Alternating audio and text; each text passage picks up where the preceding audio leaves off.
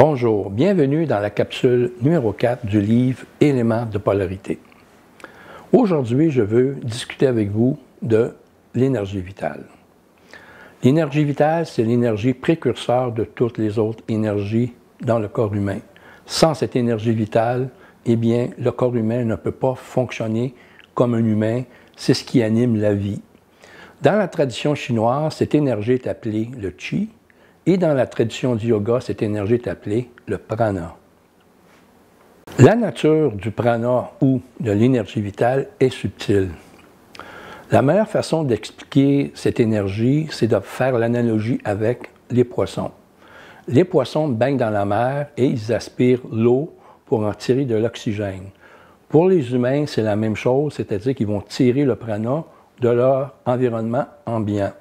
Cependant, le poisson, même s'il est capable d'aller chercher l'oxygène de l'eau, ce n'est pas suffisant pour l'activer au niveau de son vivant à lui, parce qu'il a besoin de vibrations, il a besoin de vagues dans la mer pour qu'il se sente vivant et qu'il soit capable d'être vivant.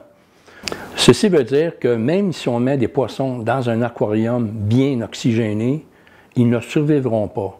Et on a besoin donc d'une pompe de brassage pour activer l'eau qui va créer des vibrations, qui va faire en sorte que le poisson se sente vivant.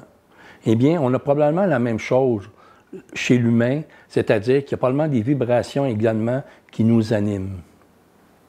Une expérience intéressante a été conduite par un anesthésiste, Stuart Amroff. Lors d'expériences d'anesthésie générale, il s'est aperçu que le corps humain, le cerveau en particulier, réagissait à des vibrations extérieures.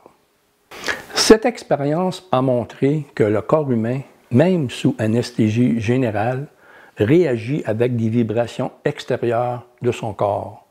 Ce dialogue entre le cerveau, le corps et les vibrations extérieures pourrait être influencé par le prana qui existe autour de lui. Tout comme chez le poisson, l'être humain semble être baigné de vibrations extérieures qui lui permet de l'animer comme être vivant. La tradition du yoga, par ailleurs, reconnaît que lors de l'acte d'inspiration, le prana sous forme d'une énergie subtile serait inspiré ou ingéré dans le corps humain. Ceci nous amène à quelque chose de plus vaste comme idée ou comme concept.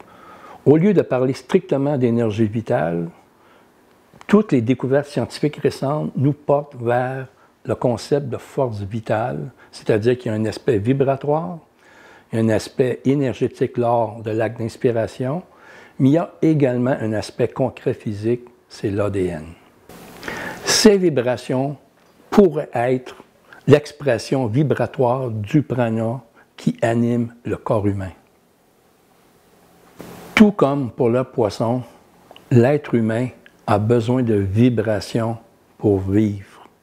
Ensemble, les vibrations et l'inspiration lui permettent de vivre.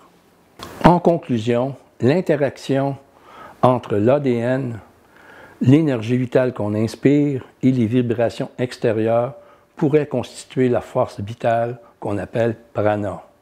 Sur ce, je vous souhaite une bonne fin de journée. Sat Nam.